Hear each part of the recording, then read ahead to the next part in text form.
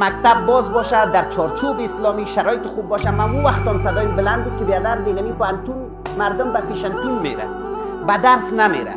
حالیم نمیگم مکتب بسته باشه، ولی بر تو میگم خواهر گلم، برادر نازنینم، اگر مکتب بسته درس بسته نیست دیگه چی کنم عزیز دلم؟ 7 تا 12 تکمیل کردیم.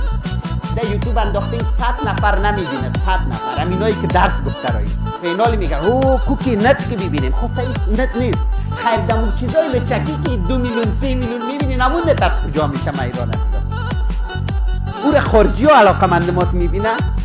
همین ما افغان هستیم به چیز لچکی نداریم، به چیز بیهوده لچکی نبینیم کار نشن. خب به چیز بیهودی که بغیر درس بگویم هیچ خیره که کس کار نشن. سعیست که میگیم تو همیشه بد نگیم بغیر درس چیزای خوب است، از اونم چیزای خوب است هرچی که میکنن. خب بغیر درس 4 میلیون ویو داره، با درس که رسید انگوشت تو میشکنم. من درس ریاضی میتونم 100 نفر نمیبینم. اون نشد، گفتیم بیا در 50 افغانی برات مندازن، نشد. حالی اعلان میکنم عزیز دل من رایگان برات مندازیم، بیا عزیز دل من رایگان در سال برات مندازم. این رامشگان ما پشت کمتر شاندیم.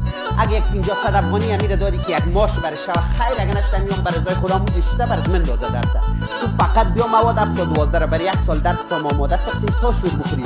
اول تا 6 آماده میکنیم تا شور بخوری. در سال بر زبان پشتو هم شروع کردیم، برای تکمیل میکنیم. بشین خود تا شور بخوری. از معلمین استادای پنتون خواهش میکنیم بیا در سایت ثبت عزیز دلم.